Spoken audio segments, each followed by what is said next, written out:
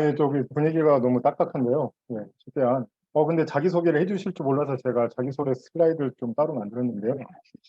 예, 제가 아는 자기소개 중에 제일 인상 깊었던 게, 글래디에이터에서 혹시 연식이 저랑 비슷하신 분이라면 아마 감명 깊게 보셨어요.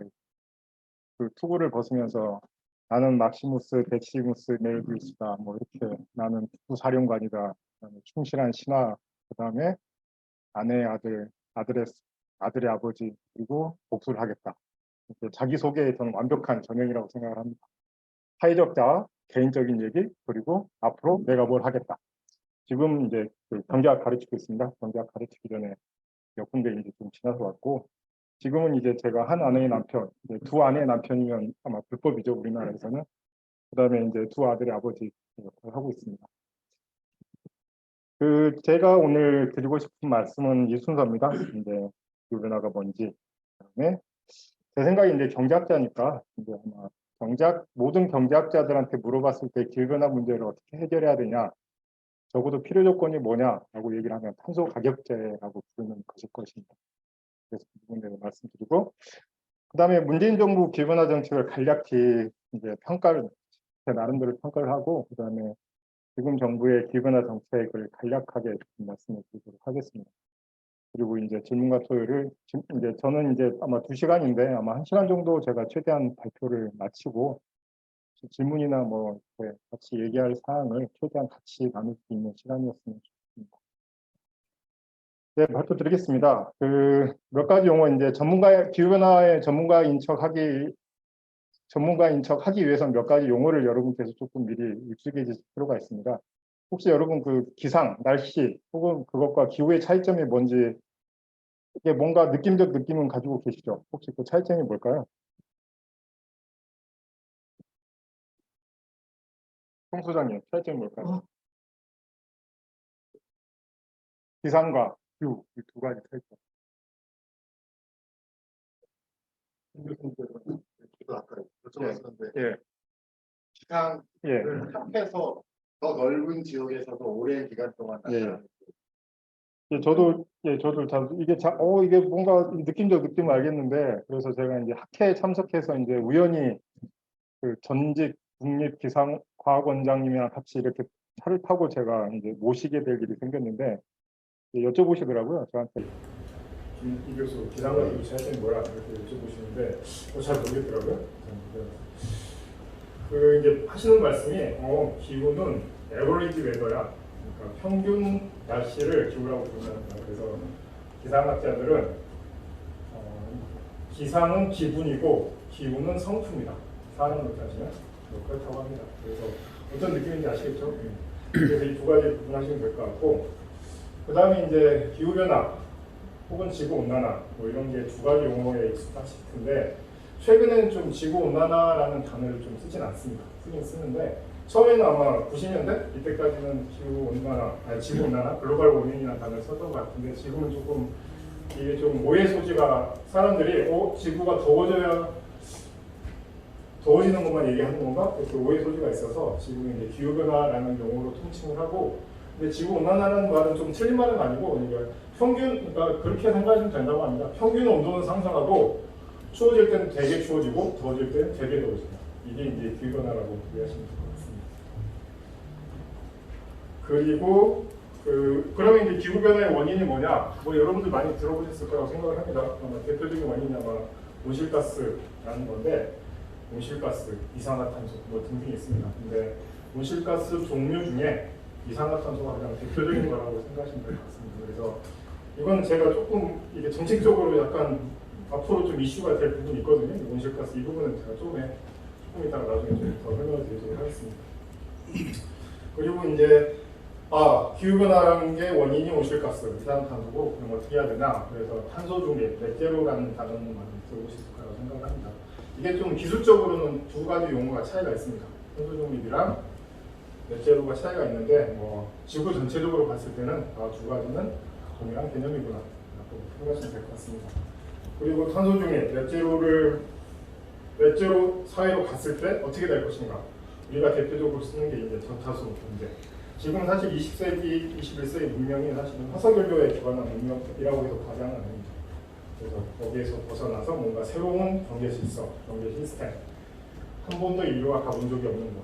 그게 이제 저탄소 경제라고 생각하면 될 것 같고, 저탄소 경제, 이제 에너지 전환 이 단어가 사실은 더 여러분이 많이 들어보셨을 것 같은데, 사실은 에너지 전환은 저탄소 경제를 위해서 그냥 여러 가지 필요 조건 중에 하나입니다. 그래서 사실은 에너지 전환, 뭐 대전환까지 이름을 붙여서 이렇게 말씀하시는데, 뭐 대전환까지는 아니고, 제 생각에는 이제 굉장히 저탄소 경제라는 우리가 저탄소 사회라는 뭔가 목적지가 있고, 그 목적지에 가기 위해서 반드시 해야 되는 필요 조건 중에 하나가 에너지 전환. 생각하시면 될 것 같습니다. 그리고 이 에너지 전환은 이제 우리가 석유, 화석 연료에서 다른 연료로 무탄소 전원으로 고탄소 에너지원으로 넘어가는 그런 과정이라고 생각하시면 될 것 같습니다. 그리고 이제 조금 더 전문가인 척을 하시려면 그 기후변화 오케이, 기후변화 나쁜 것 같아, 우리가 뭘 해야 돼 라고 했을 때 크게 두 가지 축이 있습니다. 첫 번째가 저감 혹은 감축이라고 부르는 게 있고, 그 다음에 적응이라고 부르는 게 있습니다. 그러니까 여러분 날씨가 점점 더워지고 뭔가 그 자연계에 뭔가 변화가 생기고 우리 생활 환경에 변화가 있을 때 이게 대처하는 방법이 두 가지가 있을 겁니다. 첫 번째가 최대한 덜 변하게 만드는 거.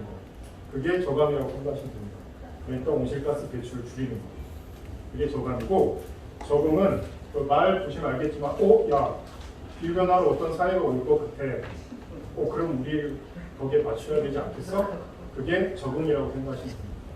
그래서 여러분이 이제 이게 정책적으로 굉장히 중요한 역할을 중요한 그 부분인데요. 사실은 그 온실가스 미티게이션, 온실가스를 줄이는 거는 사실 여러분이 생각해 보실 때 사실 나중에 보여드리겠지만 우리나라가 온실가스를 내일 당장 0으로 만든다고 해서 기후변화가 추세가 변하지는 않습니다. 기후변화가 추세가 변하지는 않고, 근데 이제 기후변화로 인해서 발생하는 그 모든 부작용들은 우리 사회 곳곳에서 발생을 하게 됩니다. 그래서 우리 사회 시스템을 바꾸는 거, 예를 들어서 어제 호우 경보, 뭐 이런 경보 시스템도 굉장히 지금 우리나라에서 지금 변해가고 있는 과정인 것 같습니다. 비가 오면 빨리빨리 퇴근하세요 라고 보내주는 거, 이런 게 일종의 적응이라고 생각하시면 될 것 같습니다. 사회 시스템이 뭔가 새로운 기후변화로 인해서 발생하는 뭔가 새로운 거에 우리 사회 시스템을 맞춰가는 거, 그게 어댑테이션, 적응이라고 생각하시면 될 것 같습니다. 그래서 예를 들어서 더워지면 에어컨을 사는 거, 이건 적응이죠. 그러니까 사람들, 그 나이 드신 분들 그 쉼터 만들고 이런 게 적응이라고 생각하시면 될 것 같습니다. 근데 이제 문제가 뭐냐면 이 저감과 적응이 항상 같은 목적으로 가면 좋은데 때로는 이게 어긋나는 경우도 있습니다. 저감에는 안 좋은데 적응에는 필요하고, 혹은 적응에는 안 좋은데 저감에는 필요하고, 이런 게 있긴 한데 어떤 경우에는 두 개가 같이 어떤 정책에 두 가지 적응하고 저감, 이 두 개에도 동시에 영향을 미치는 경우가 있습니다. 이거를 흔히 공평행이라고 부릅니다. 그래서 이런 키워드가 몇 가지 있습니다. 그래서 여러분께서 적응 보실 때 온실가스를, 기후변화를 덜 하게 만들려고 하는 거, 이건 저감이고, 이왕 일어난 그 기후변화 최대한 사회 시스템을 거기에 맞게 맞추는 거, 그게 적응이구나 라고 생각하시면 될 것 같습니다. 그리고 온실가스를 줄이기 위해서 경제학자들은 탄소 가격이 필요하다고 생각을 합니다. 아마 길 가는 경제학자한테 야 뒤통수 탁 치고 야 뭐가 필요하다고 생각해? 탄소 가격 얘기하고 아마 99%의 경제학자는 그렇게 얘기할 겁니다. 하고, 그러면 온실가스 탄소 가격을 어떻게 매길 것인가 라는 제도가 크게 두 가지가 있습니다. 배출권 거래제라는 게 있고 탄소세가 있는데요. 아마 배출권 거래제는 우리나라가 이미 시행하고 있고, 탄소세 같은 경우에는 저번 대선 때 약간 이슈가 됐었습니다. 이 부분은 나중에 또 설명드리도록 하겠습니다. 그리고 조금 더 전문가인 척 하는 거는 몇 가지, 이제 이거는 이제 국제사회에서 기후변화랑 관련돼서 일어나는 그런 몇 가지 상황들이, 몇 가지 이제 기구들입니다. 뭐 UNFCCC, 좀 있어 보이게 읽으시려면 UNFCCC라고 읽으시면 됩니다. 그러니까 기후변화를 관련해서 이렇게 국제적인 UN 밑에 모임이라고 생각하시면 됩니다.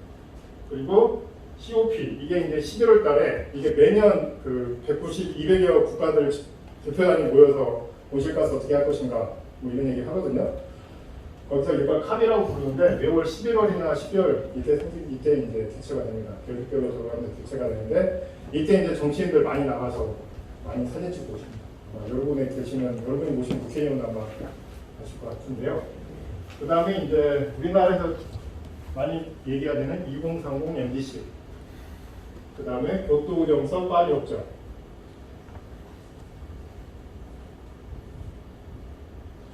교토정서나 파리 협정, 이것도 나중에 곧 설명드리겠습니다. 그리고 이제 신문에 많이 보이는 국경 탄소세 혹은 CBAM, 그 다음에 REBAM, 저번 대선 때 조금 이슈가 됐었죠. 그 다음에 기후클럽은 최근에 5월달에 그 G20 가셔서 이제 우리나라 그 윤석열 대통령께서 하겠습니다 하고 좀 의외로 이걸 계산하고 하시는지 모르겠는데 좀 그런 맥락이네요.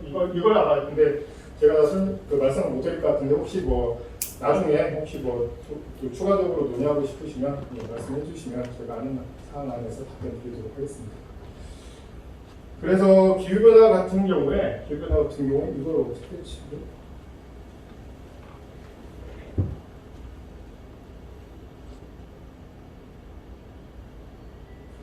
그 국제사회 기후변화 대응이 크게 이제 막 여러분께서 혹시 보시게 되면 몇 가지 약어 이런 게 나옵니다. 그래서 제가 최대한 축약해서 4가지 단어로 정리해서 말씀드리도록 하겠습니다. 제가 방금 말씀드렸던 국제사회 거버넌스는 기후변화 대응에서 UN 기후변화 협약이라는 UNFCCC라는 거에 기반해서 모든 게 이루어지고 있습니다. 굉장히 빨리 이루어졌죠. 1992년입니다. 1992년에 이 기후변화 협약이라는 게 이제 각 국가에서 이제 한 다음에 각 국가에서 채택이 됐고, 기후변화 대응을 위해서 가장 큰 원칙이 뭐냐? 라는 거에 대해서 여러분 이렇게 생각해 보십시오. 기후변화라고 90년도입니다. 90년도 때 이제 중국이 부상하기 전.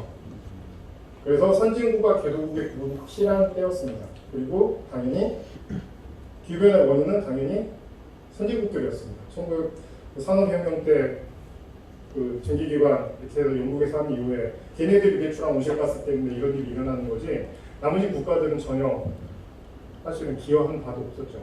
근데 90년도 근데 이제 선진국들이 이거 이렇게 되다가는 전 세계 망하겠다 그래서 같이 온실가스를 줄입시다 하는데 선진국들은 개도국들은 그게 말이 안 된다고 당연히 생각을 했겠죠. 이게 왜 우리 탓이냐, 이 탓이지. 그래서 합의란 그 도출한 원칙이 바로 이겁니다. CBDR. 이게 이 문구가 파리 그 교토정서나 파리 협정 아무튼 지금까지도 계속 유효한 대원칙으로 작동을 하는데 그 공동으로 그러나 차별화된 원칙입니다. 그래서 여러분께서 이제 특히 이제 국제 그 기구의 어떤 그 문서 같은 게 굉장히 단어 하나가 중요하더라고요. 당연히 국회에서도 그러겠지만 여기서 공동이라는 단어는 당연히 선진국들 입장이겠죠. 선진국들이 우리만 책임지는 거 아니야. 대부분 너희들도 책임져야 돼. 라는 선진국의 입장이 당연히 들고 그 다음에 차별화되는 책임이 같이 있는데 그래도 선진국들한테 너네들이 더 많아. 라는 얘기를 담고 싶었습니다. 그래서 합의된 원칙이 이거라고 생각하시면 됩니다. 그래서 CBDR. 그다음에 기후변화 기본 원칙은 CBDR이라고 생각하시면 됩니다. 그래서 이런 원칙 하에서 온실가스 어떻게 되지? 라고 했을 때 처음에 등장한 그 국제 그 합의가 바로 교토의정서라고 부르는 겁니다. 여러분께서 많이 들어보셨을 교토의정서입니다. 교토의정서가 이제 97년도에 카비라고 부르는 대표단 모임에서 합의가 됐고, 그 다음에 이게 이제 각 국가에 가서 도장을 받아야 되잖아요. 국회에서 법률을 내기 위해서는. 근데 그 과정이 굉장히 오래 걸렸습니다. 우리나라 같은 경우에는 노무현 정부 2003년 때 국회 때 통과가 됐습니다. 그래서 사실은 발효는 굉장히 늦었습니다. 그런데 여러분께서 짐작하시는 것처럼 이게 생긴 이후에 중국이 90년대 중반부터 엄청난 온실가스를 생산하기 시작했습니다. 그래 선진국들이 우리만 못하겠다. 그래서 미국, 일본, 러시아, 캐나다, 뉴질랜드 등등 선진국들이 탈퇴를 합니다. 우리만 죽이는 거 못하겠다. 대도국도 죽이자. 그래서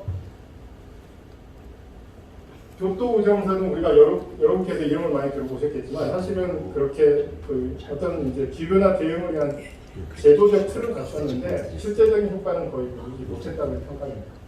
그래서 이걸 다음에 어떻게 하지 이러다가 지금 유명한 파리 협정. 자, 교토우정도 버리고 새로운 온실가스 기후변화 체제로 넘어가자. 하는 게 파리 협정이라고 생각이 듭니다. 그래서 교토우정에서는 그러니까 선진국하고 개도국을 나눠서 선진국은 온실가스를 이만큼 줄여야 되는 의무를 부여하고 개도국은 줄일 필요는 없지만 그래도 관리는 해줘. 이 정도 합의였습니다. 근데 중국의 부산, 인도, 러시아 온실가스 배출이 만만치 않아서 선진국 우리 못해 이런 상황에서 그러면 온실가스를 같이 줄이자 라고 넘어온 게 파리 협정이라고 생각합니다. 그래서 여러분께서 혹시 기억나시는 게 아마 이거 파리 협정 체결 전후에 신기후 체제라는 단어가 굉장히 많이 신문에서 등장했습니다. 그래서 그럼 구기후 체제가 뭐냐? 교토우정에서가 구기후 체제고 파리 협정이 신기후 체제. 그래서 지금 국제 사회의 기후변화랑 관련된 거버넌스는 파리 협정이라고 생각하시면 됩니다. 그리고 참고로 이제 파리 협정을 자꾸 파리 협약 이렇게 이제 말을 하다 보면 틀린 경우가 있는데 이렇게 말씀하는 경우가 있는데 사실은 이제 저는 잘 모르겠는데 국제법상으로 협약, 협정 이 정도는 굉장히 큰 차이가 있다고 합니다. 그래서 누군가 파리 협약 하면 내가 무식한 놈아 파리 협정이야 라고 해주시면 여러분은 전문가가 되실 수 있습니다. 그래서 지금 이제 파리 협정에서 제일 중요한 게 뭐냐면 키워드가 NDC라는 겁니다. NDC가 이제 흔히 우리가 번역을 할 때 국가 감축 목표라고 번역을 하는데 사실은 정확한 번역은 아닙니다. 이게 Nationally Determined Contribution입니다. 그래서 파리 협정의 목표가 뭐냐면 1.5도씨 온실가스 평균 온도 낮추자까지 막자라는 게 목표입니다. 그게 1조 1항에 나와 있습니다. 1조 1항에 나와 있고 그러면 그 목표에 어떻게 각 국가가 기여할 것인가 각 국가가 알아서 그 기여가 뭔지 유엔에 제출을 해다오라는 게 Nationally Determined Contribution입니다. 그래서 우리나라 같은 경우는 2030년 NDC는 2018년 대비 온실가스 배출을 40%로 줄이겠다라고 이렇게 제출하고 2050년까지는 탄소 중립을 이루겠다. 이런 게 큰 틀에서 이렇게 하는 거라고 생각하시면 될 것 같습니다. 혹시 질문 있으실까요?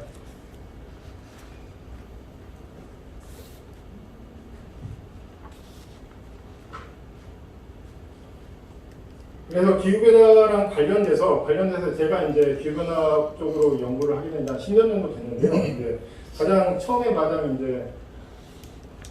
솔직하게 가장 솔직한 질문들이 이거였던 것 같습니다. 기후변화 그거 석유 회사들의 음모, 그렇죠? 석유 회사들의 음모, 혹은 그 선진국의 사다리 걷어차기. 주로 이제 음모론 좋아하시는 분들이 아마 이런 입장이신 것 같습니다. 근데 우선 이런 질문이 있고, 그 다음에 두 번째가 기후변화가 있긴 한 것 같은데 이거는 사람 때문이 아니라 그냥 지구의 자연스러운 변화, 장기적으로 봤을 때 그런 입장이 있는 것 같습니다. 그리고 그래서 사람 때문이 아니니까 이건 놔두면 돼 라는 입장이죠. 그리고 기후변화가 진짜 있는 것 같긴 하고 뭔가 변화가 있는 것 같긴 하고 사람 때문인 것 같긴 한데 그럼에도 불구하고 이거 그냥 지구가 그냥 지구의 그냥 딸꾹질 정도 아니야? 그냥 이 정도는 지구가 감당할 수 있는 거 아니야? 뭐 이런 질문들이 있는 것 같습니다. 그래서 사실은 저도 이랬으면 좋겠습니다. 사실은 뭐 이 셋 중에 뭐가 맞는지 모르겠는데 사실은 이 세 가지 종류 다 뭐 그런 생각인 것 같습니다. 이 기후변화는 그렇게 큰 일은 아니다. 저도 큰 일은 아니다.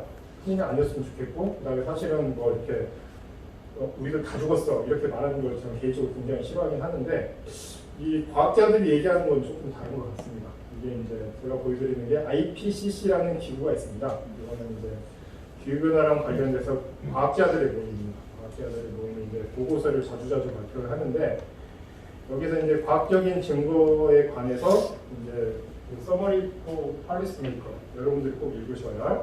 근데 굉장히 두껍습니다. 이것도 한 30-40페이지 되는 것 같아요. 그래서 제가 최대한 이렇게 축약해서 말씀을 드리면 우선 A1, 제가 A1이라고 써있는 건 뭐냐면 기후변화는 인간 때문이다 라고 명확히 하고 있습니다. 기후변화는 인간 때문이다. 이게 자연의 자연스러운 흐름은 아니다. 그 다음에 지금 최근에 일어나고 있는 것은 전례가 없었던 상황이다. 라는 게 첫 번째로 이제 진단이죠. 현재 진단이고 그러면 앞으로 어떻게 될 것인가? 앞으로 지금처럼 배출하다가는 1.5도씨 이상으로 지구 평균 온도가 증가를 할 것이고 그 다음에 몇 가지 부작용이 있을 것이다. 라는 게 B라는 항목에서 얘기를 하는 겁니다. 그리고 C라는 항목에서 얘기를 하는 거는 뭐 이게 지구의 내부적인 요인으로 이렇게 기후변화의 효과가 상쇄될 수도 있고 감소할 수도 있지만 사실 그거는 미미하다. 이 대세를 막을 수는 없고 우리가 예상하지 못했던 이상한 현상들이 일어날 가능성이 점점 커지고 있다라는 게 과학자들의 진단입니다. 참고로 IPCC 보고서 이제 IPCC 의장을 하셨던 분이 이제 이혜성 박사님이라고 이해창 씨의 동생인데요. 이거 뭐 정치적인 성향을 떠나서 굉장히 후배들의 존경을 많이 받으시는 분입니다. 이번 이제 IPCC 의장을 하실 때 이제 어디서 말씀을 해주셨는데 최대한 과학적인 사실, 그 다음에 어떤 굉장히 뭐 우울한 세계가 올 것이다라고 절대 쓰면 안 된다라는 게 대원칙이라고 합니다. 그래서 최대한 드라이하게 밝혀낸 과학적 사실만 드라이하게 호소하고 있다고 생각하시면 좋겠습니다. 그리고 그러면 이걸 막기 위해서 어떻게 해야 되냐? 막기 위해서는 온실가스를 최대한 줄여야 된다. 아니면 그렇게 온실가스를 지금처럼 배출하다가는 평균 온도가 2도씨 이상 혹은 4도씨, 8도씨까지 올라갈 수 있다라는 게 지금까지 과학자들의 합의된 사안이라고 생각하시면 될 것 같습니다. 그러면 얼마나 위험하다는 거야? 숫자로 간단하게 말씀을 드리도록 하겠습니다. 이런 그림 아마 여러분들이 이제 이 그림을 정확하게 보시면 그러니까 그겁니다. 1.5도씨까지 올라가려면 CO2가 얼마나 배출해야 돼? 라고 얘기를 했을 때 지금까지 산업혁명 이후에 지구상에 배출된 온실가스가 2.4조 톤이라고 합니다. 상상할 수 없는 거죠? 2.4조 톤입니다. 그러면 1.5도 지금까지 올라갔습니다. 조금씩 올라갔고 자 그러면 그 막으려면 어떻게 해야 돼? 막으려면 그러니까 지금까지는 1도씩 올랐습니다. 2.4조 톤 배출로 인해서 이 숫자가 1.07 이게 지금까지 배출로 인해서 상승한 온도라고 생각하시면 될 것 같습니다. 그래서 그러면 1.07, 1.5, 4.3, 0.43 남았네? 온실가스 얼마 남았어? 과학적 사실에 따르면 지금까지 앞으로 5천억 톤 이하로 배출을 하면 1.5도씨 이하로 막을 수 있다고 합니다. 그래서 5천억 톤 이하. 그것만 보시면 5천억 톤 아직도 감이 안 잡힙니다. 5천억 톤이 얼마나 하는 거야? 자, 5천억 톤을 앞으로 5천억 톤까지만 가능한데 그러면 지금 얼마나 배출을 하고 있냐를 봤을 때 2020년 전 세계 배출량이 540억 톤입니다. 그러니까 10년 정도면 이미 계속 2020년처럼 배출하다가는 10년이면 그냥 1.5도씨 목표는 못 지키는 거라고 생각하시면 됩니다. 그래서 저는 개인적으로 2050년 1.5도씨 목표 달성 개인적으로는 이건 여기서부터 앞으로 슬라이드 3개는 정말 제 개인적인 생각입니다. 앞에는 과학이었지만 지금은 이제 현실에서 일어나는 일인데 지금 5천억 톤 남았고 2020년 540억 톤 배출했네. 앞으로 10년 동안 이런 패턴이 얼마나 바뀔 것인가 라고 봤을 때 개인적으로 굉장히 어렵다고 생각을 합니다. 개인적으로는. 왜냐하면 이게 이제 2018년 배출량인데요. 2018년 배출량이 이제 중국이 137 그러니까 굉장히 많은 그러니까 참고로 우리나라 배출량이 7억 톤이라고 생각하시면 됩니다. 1년 배출량이 7억 톤이고 중국은 137억 톤, 미국은 64억 톤 이렇게 배출을 하고 있습니다. 그래서 이 상황에서 우리나라가 내일 당장 0으로 줄인다고 해도 여기 아까 5천억 톤 배출에 그렇게 큰 영향을 사실은 주지는 못하는 상황입니다. 그래서 중국, 인도, 러시아 사실은 이 4개국 일본까지 포함시키죠. 이쪽에서 잘 줄여줘야 사실은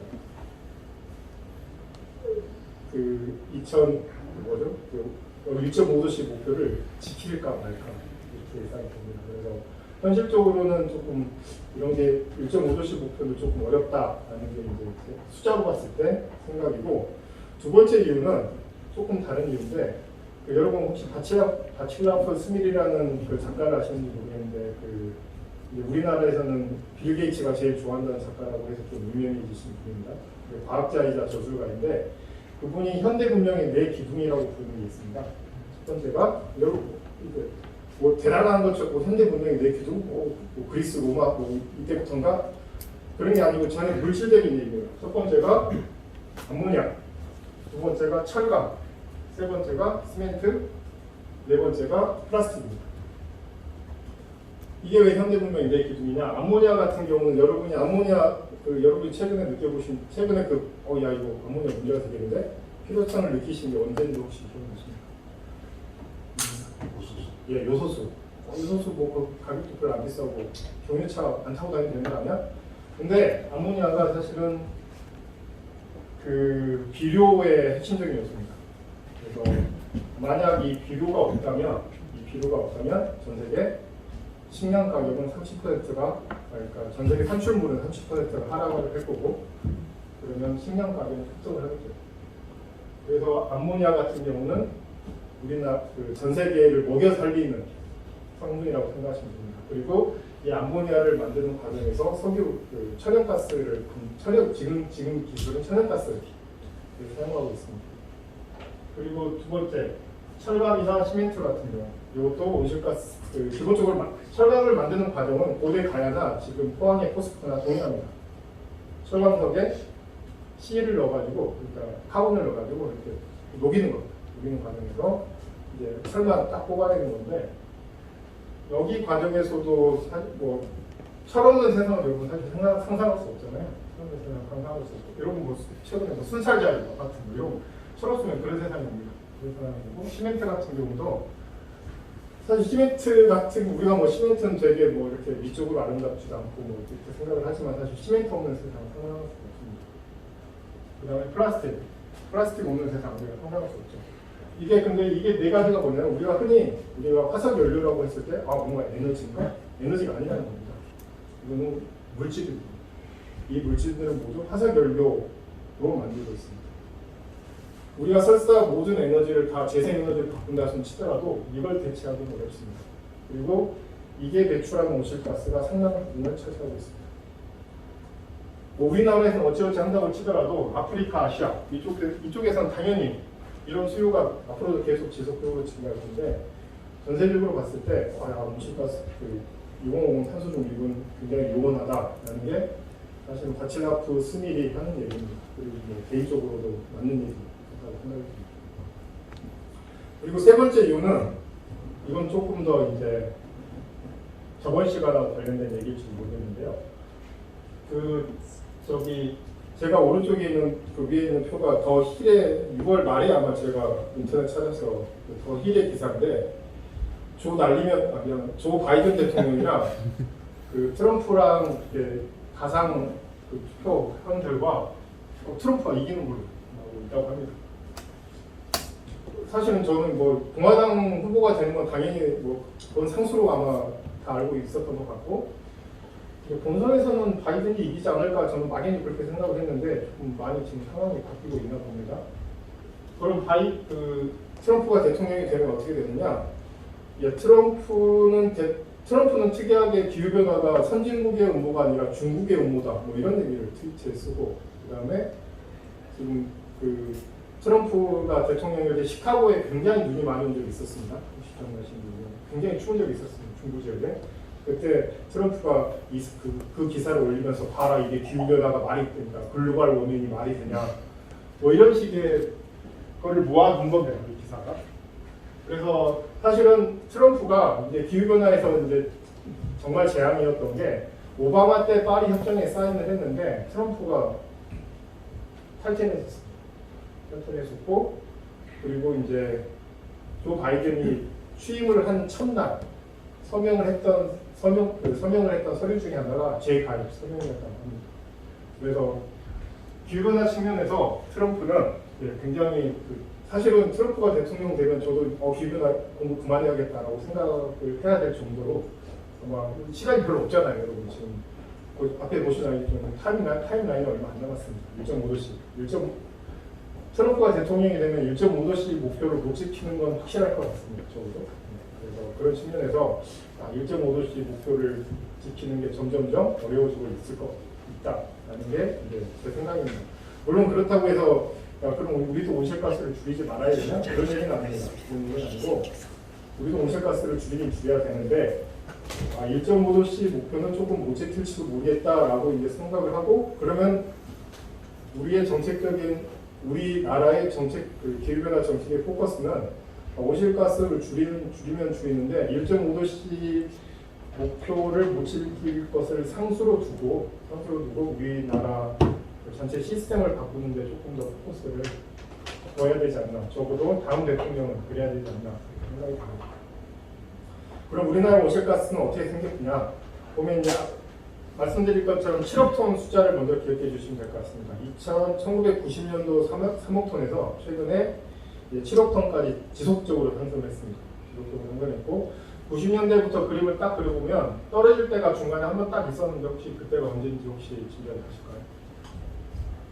예, 97년 그때 IMF 경제위기 때 똑 떨어지고 다시 지속적으로 증가를 하다가 2018년에 피크를 찍고 2019년 이때 그렇게 줄었습니다. 이때는 당연히 코로나 때문입니다. 근데 이게 이렇게 떨어졌을 때 이게 우리나라가 어쨌든 열심히 해서 이렇게 좀 떨어진 거냐 아니면 단순히 코로나라는 외부 충격 때문에 떨어진 거냐 이거에 대해서는 아직은 조금 지금 다시 코로나 지나고 난 2021년에 다시 올랐거든요. 그래서 사실은 이게 기후변화 정책하는 사람들은 이때가 피크냐 아니냐가 굉장히 중요합니다. 굉장히 중요합니다. 추세가 바뀌는 거예요. 근데 아직까지는 좀 그 코로나라는 그 굉장한 이상한 변수가 되면서 아직까지는 그 추세를 판단하기는 어려울 것 같은데 아마 2020년은 다시 올라가는 게 거의 확실하지 않을까 이렇게 생각이 듭니다. 그럼 우리나라 온실가스를 줄인다면 어떻게 7억 톤이 어떻게 생겼어? 대충 보시면 당연히 전력이 되게 많겠죠. 전력이 많습니다. 그리고 의외로 철강이 두 번째입니다. 이건 우리나라만의 그러니까 비슷한 우리나라와 비슷한 선진국 중에 이 정도 구조를 가지고 있는 국가는 없습니다. 포스코, 현대제철. 사실은 특히 시민단체 쪽에서는 여기 되게 싫어합니다. 근데 그렇다고 우리가 포스코를 분할할 수는 없잖아요. 포스코를 분할할 수는 없습니다. 그래서 온실가스를 줄이는데 이 철강 이 부분 굉장히 어렵습니다. 그리고 화학, 우리나라 석유화학 돈 많이 벌잖아요. 이 부분 온실가스 굉장히 많이 배출합니다. 이것도 선진국, 그러니까 뭐 EU나 이런 선진국이 없는 산업들입니다. 굉장히 어렵습니다. 온실가스를 줄이는. 그다음에 수송은 여러분들이 타고 다니는 차라고 생각하시면 될 것 같습니다. 나머지는 뭐 그렇게 하고 그다음에 여기에 F가스라고 부르는 게 있는데 F가스는 뭐냐면 이게 뭐야? 이런 것까지 알아야 돼? 알아야 됩니다. 반도체 공정에서 쓰는 온실가스 종류입니다. 그래서 사실은 이 부분하고 관련돼서 혹시 여기 이쪽하고 관련돼서 이게 교토의정서에서는 온실가스가 6개였는데 파리 협정에서는 온실가스가 7개가 됐습니다. 근데 우리나라는 아직까지 6개에 대해서만 온실가스를 계산을 한 게 이 숫자라고 생각하시면 됩니다. 근데 당연히 이제 정부에서도 7대 온실가스에 대해서 지금 산정 작업을 하고 있다고 합니다.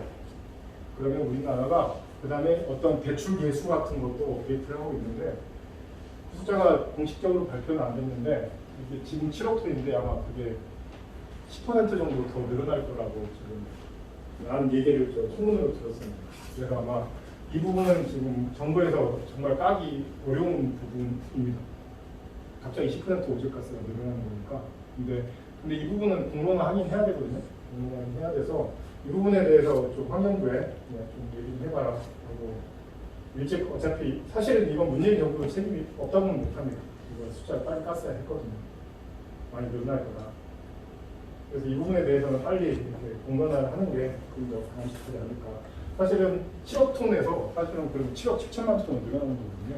온실가스 우리가 줄여야 되는 배출하고 있는데 이 부분에 대해서는 일찍 조금 차라리 국회에서 공론화를 해주시는 게 오히려 정부 입장에서도 좋을 수 있을 것 같습니다. 그러면 우리나라가 온실가스 줄인다. 그래, 에너지 부분에서 한번 줄여보자라고 했을 때 이제 관심 있는, 저도 항상 그 관심이 어떻게 줄이는데 라고 했을 때 이게 IPCC 보고서에 나와 있는 건데, 자, 에너지 부분 한번 봐보자. 어떻게 줄이냐? 에너지 부분이니까 우리가 흔히 많이 전력 봤을 때 IPCC 보고서는 이제 이게 전 세계 자료를 모으다 보니까 약간 우리나라 사정이랑 좀 안 맞는 건 있습니다. 그리고 이거는 이게 이제 멀리 가면 멀리 갈수록 잠재력이 많구나, 온실가스를 줄일 수 있는. 그리고 색깔이 빨개지면 빨개질수록 좀 비싸지는구나 라고 생각하시면 될 것 같습니다. 그래서 보시면 제일 그래도 잠재력이 많은 게 태양광, 그 다음에 두 번째가 풍력, 메탄 제거, 바이오 전력, 지열 수력, 원자력, CCS. 자, 태양광 풍력은 뭔지 잘 아시겠죠? 이렇게 우리나라에서도 어느 정도 가능한 것 같습니다. 그 다음에 메탄 제거, 이건 우리나라랑 상관없습니다. 상관없고, 그러니까 여러분 뭐 어디 그 석유 추출하는 데 보면 위에서 막 태우고 있잖아요. 불 같은 거 막 태우고 있잖아요. 계속. 그게 이런 거라고 생각하시면 됩니다. 그리고 바이오는 바이오 전력은 우리나라랑 약간 무관합니다. 그리고 지열 수력, 지열 같은 경우에 우리나라에서 테스트를 해본 적이 있었습니다. 근데 어떤 일을 계기로 아예 이제 얘기도 못 꺼내는 상황입니다. 포항에서 지진 때문에 포항에서 이 지열 실험을 하고 있었는데 사무실에서 포항 지진 이후에는 여기는 이제 말도 못 꺼내는 상황이고, 그다음에 수력, 우리나라 수력 발전 거의 없습니다. 그러면 남는 건 뭐냐? 태양광, 풍력, 원자력, CCS 이 정도밖에 남지 않았습니다.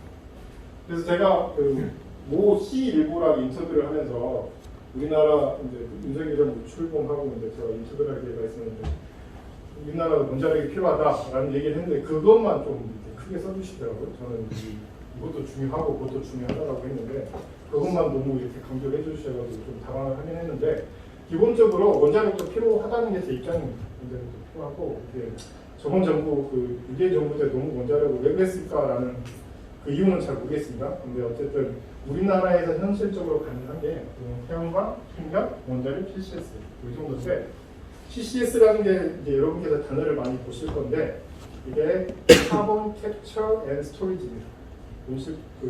CO2가 나가는 거를 잡아서 여기다 저장을 하자는 겁니다. 근데 C까지는 가능합니다.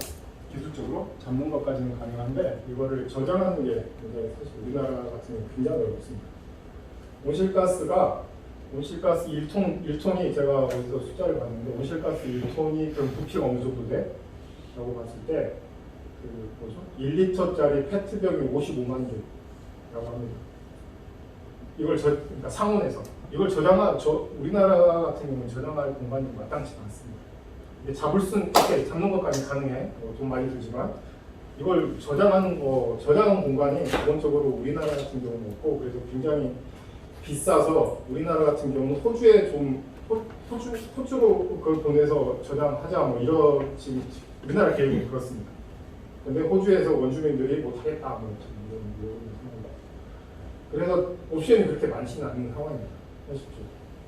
그리고 태양광은 이제 이번 정부에서는 지금 말도 못 꺼내는 것 같고, 지금 아마 이번 정부에서는 이제 풍력을 좀 집중하는 것 같습니다.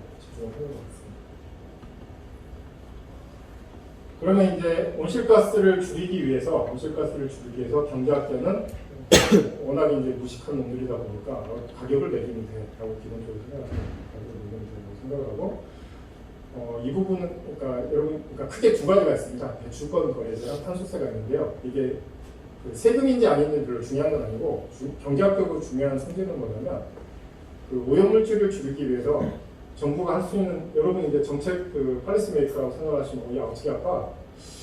첫 번째 사람은 가격을 매기면 될 것 같습니다. 두 번째 사람은 가격 말고 정부가 전체적으로 배출할 수 있는 수량을 정해놓고 거기까지만 배출하게 하는 겁니다 라고 얘기하는 사람이 있을 겁니다. 그게 두 번째가 배출권 거래되고, 첫 번째가 탄소세라고 생각하시면 됩니다. 여러분 쓰레기 봉투 있잖아요. 쓰레기 봉투는 탄소세입니다. 이런 맥락에서 여러분은 쓰레기 봉투 원하면 100만 장 사서 그만해야 하는 쓰레기를 버릴 수 있잖아요. 여러분이 사기만 하면. 그리고 중요한 건 뭐냐면 쓰레기 봉투의 가격을 우리가 안다는 겁니다. 사는 사람들. 근데 정부 입장에서 뭐가 부담이 되냐면 실제로 사람들이 쓰레기를 얼마나 버릴지를 모릅니다. 가격은 내가 매길 수가 있는데 쓰레기 봉투 가격은 내가 매길 수 있는데 사람들이 실제로 얼마나 버릴지는 모릅니다. 근데 배출권 거래제 같은 경우에는 정부가 쓰레기 1000만 톤, 1000만 톤에 해당하는 쓰레기 봉투를 시장에 던져놓는 겁니다. 그래서 필요한 사람 더 사고 말던가 알아서 해 너네들이. 그게 배출권 거래제인데요. 배출권 거래제에서는 근데 수량은 정부가 결정을 할 수 있는데 가격이 어떻게 될지를 모릅니다.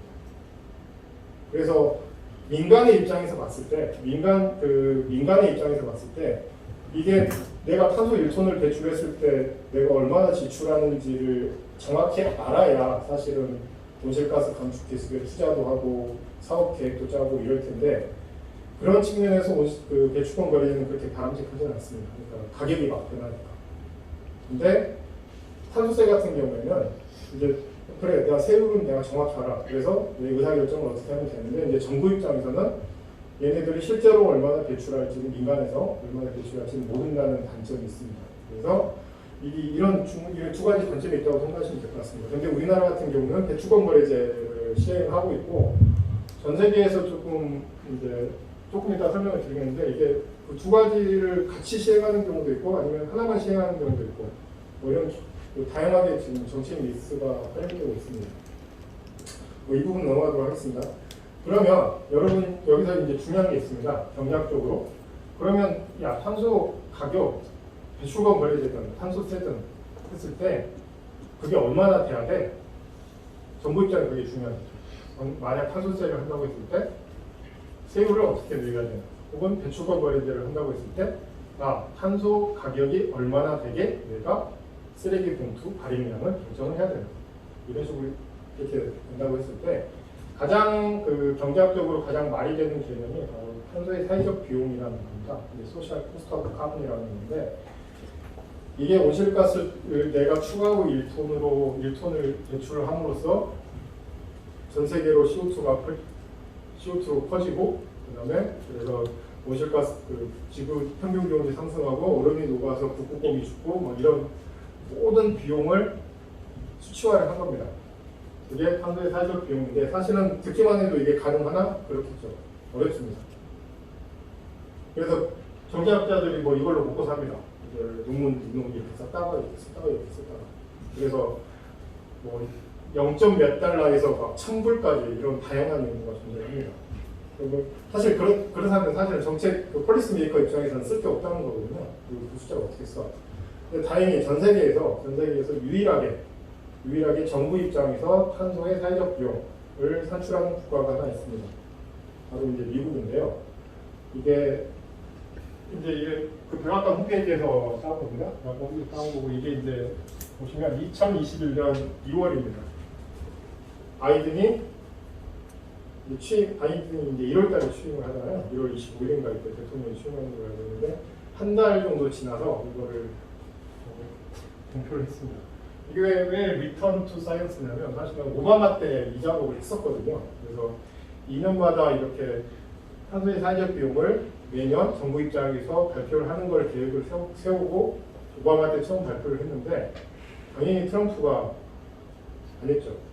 트럼프가 안 해서 이 자료를 없애버렸습니다. 대학원 홈페이지에 그러다가 이제 취임하자마자 한 달 만에 바이든이 사이언스로 돌아와서 온실가스 1톤의 가격이 얼마가 돼야 되냐라고 했을 때 이렇게 숫자를 대충 만든 겁니다. 그래서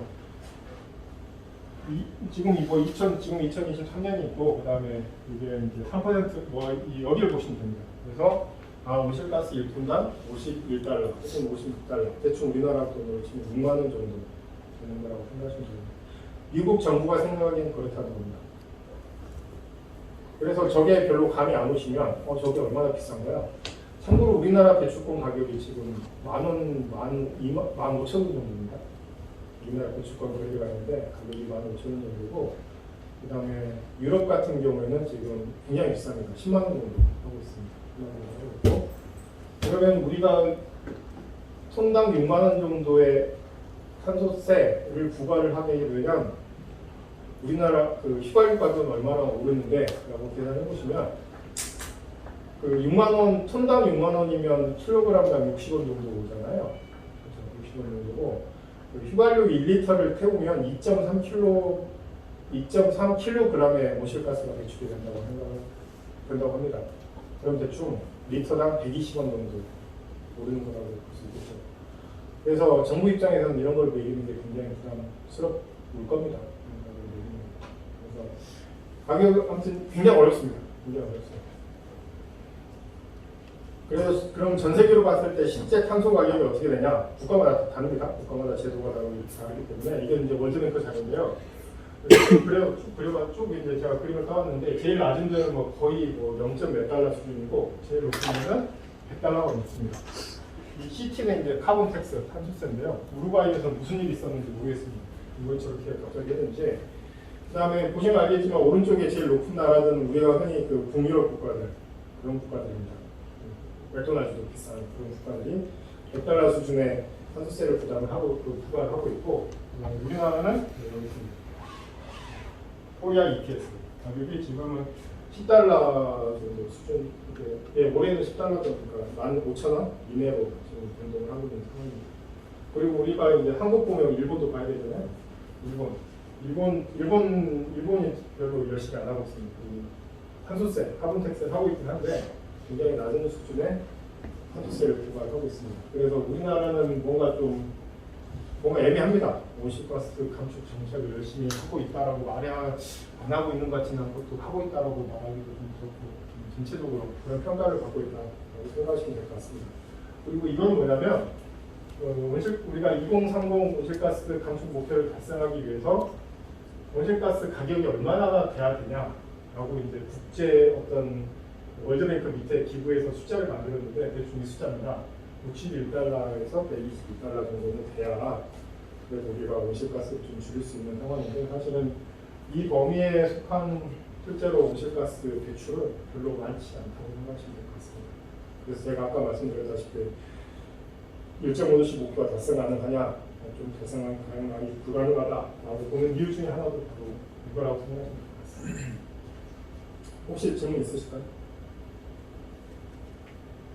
그래서 여러분이 혹시 그 카본 ETF라는 상품에 투자해보셨는지 모르겠는데 바로 하실 수 있습니다. 하실 수 있는데 참고로 이제 EU ETS가 배출권 거래됩니다. 배출권 거래되고 여러 가지 제도가 있는데 사실은 EU 같은 경우가 가장 높은 배출권 가격 지금은 거의 10만 원 정도 수준을 하고 있고 우리나라는 만 원에서 2만 원 정도 사이에서 지금 계속 왔다 갔다 하고 있습니다. 근데 잘 모르겠습니다. 이게 이제 사실은 더 몰라야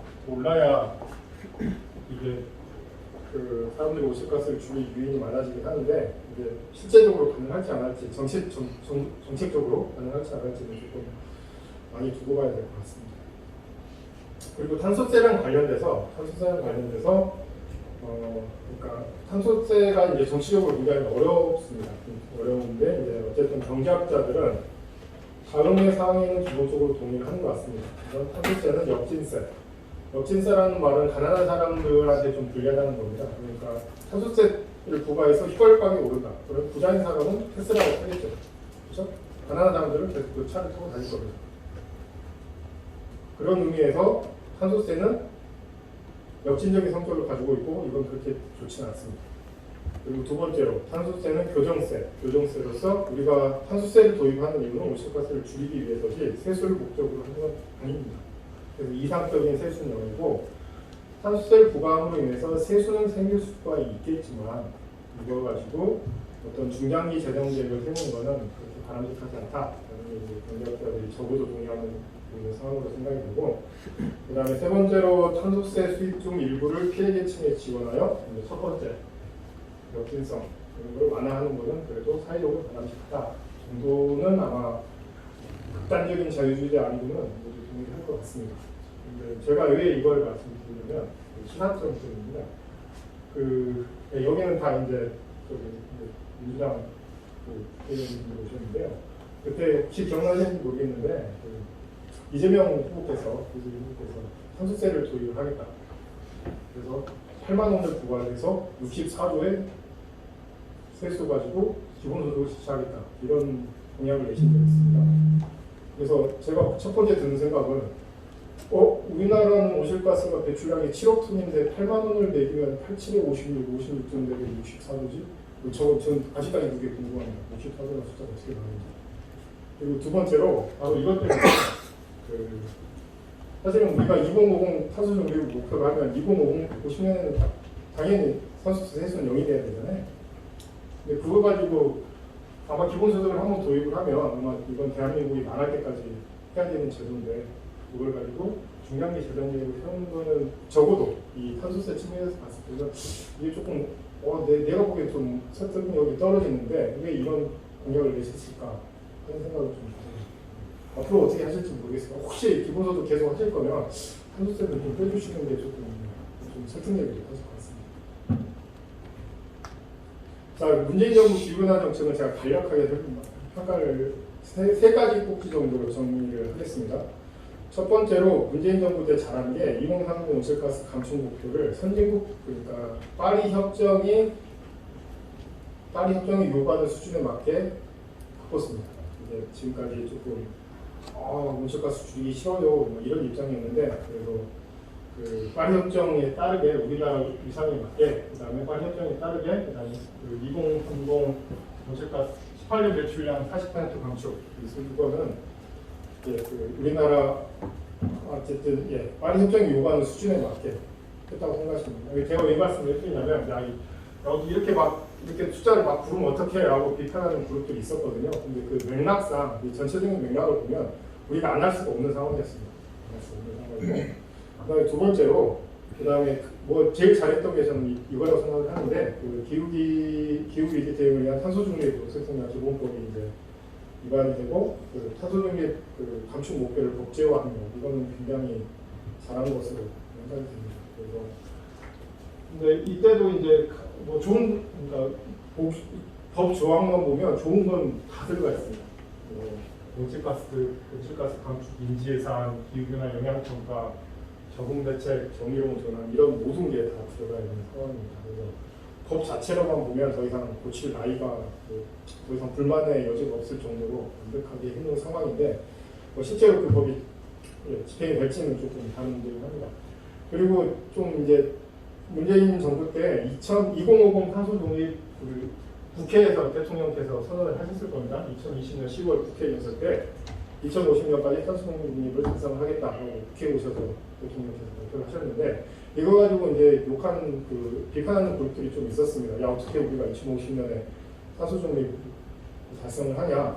근데 그때 그 맥락을 보면 우리가 10월에 대통령께서 발표를 하셨는데 중국이 9월에 우리는 2060년까지 탄소 중립 목표를 달성을 하겠습니다. 라고 신입행 얘기를 했고 그다음에 우리보다 좀 빨리 일본이 2050년에 탄소 중립 목표를 달성하겠습니다. 라고 이미 결정한 상태였습니다. 근데 우리나라가 이 상황에서 우리가 중국은 2060년이고 일본은 2050년이니까 우리는 2055년 이렇게 할 수는 없지 않습니까? 이거는 조금 국제 질서상 어쩔 수 없는 상황이었습니다. 어쩔 수 없는 상황이었고 근데 이 맥락을 무시하고 왜 2050 탄소 중립을 뭐 한다고 뻥을 쳤냐? 약간 뻥이 어려운 거 분명히 사실입니다. 어려운 거 분명히 사실인데 국제적인 그 질서나 시간 순서 맥락을 보면 이거는 좀 불가피한 상황이었다고 생각이 듭니다. 그리고 세 번째로 가장 지금 이슈가 되는 재생에너지나 탈원전. 제가 탈원전에 왜 이렇게 이걸 붙였냐면 사실 탈원전 좀 억울한 측면은 있습니다. 사실 문재인 정부 때 탈원전을 제대로 하지도 못했습니다. 제대로 하지도 못했고 한 게 있다면 착공 예정인 원자력 신규 원전을 약간 미룬 것 뿐인데 이거를 대못이라고 할 수 있나? 대못이라고 하니 좀 어려운 것 같습니다. 다 바뀌었습니다. 지금 그때 다 바뀌어가지고 조금 이 측면에서는 조금 문재인 정부는 좀 억울할 것 같습니다. 탈원전 실제로 한 적도 없는데 탈원전에서 비판을 받으니까 그다음에 재생에너지 확대 여기 측면에서는 굉장히 노력을 많이 하긴 했는데 조금 좀 돈이 워낙 많이 풀리다 보니까 부정의 소지도 조금 많이 발생했던 것 같습니다. 그건 분명한 사실인 것 같습니다. 저도 들은 얘기가 있고 그래가지고 특히 태양광 같은 경우에 조금 부정의 소지가 좀 많았던 것 같습니다. 그 다음에 기타로 말씀드리면 이제 최근에 이슈가 되는 게 전기요금이잖아요. 원래 전기요금 연료비 연동제를 했으면 사실은 지금의 한전 이슈가 조금 덜 등장을 했었을 겁니다. 물론 이게 전부는 아닙니다. 원인이 그 한전 적자의 원인은 이것보다는 사실은 그 뭐죠 우크라이나 전쟁으로 인한 천연가스 가격 상승이 훨씬 더 큰 원인이긴 한데 어쨌든 이 연료비 연동제를 좀 유명무실하게 운영한 거는 조금 비판받아 마땅할 것 같습니다. 그리고 이제 2050 탄소중립 시나리오 2050 오케이 탄소중립이라고 멋지게 네가 선언을 했는데 이게 돈이 얼마나 드는 거지? 라고 산업계에서는 비판을 하고 기후환경단체에서는 2050 목표만 선언하고 실제로 내용은 없다. 뭐 이런 양쪽에서의 비판이 있었습니다. 그리고 참고로 그러니까 두 번째 그러니까 우리가 2050 탄소중립을 한다고 했을 때 실제로 돈이 얼마나 드냐라는 거에 대해서는 사실은 정부에서 당시에 아무런 얘기를 하지 않았습니다. 근데 이제 경제학자가 보기에는 그래도 좀 숫자 정도는 얘기를 해야 이게 좀 설득력이 있었을 텐데라는 아쉬움은 없습니다.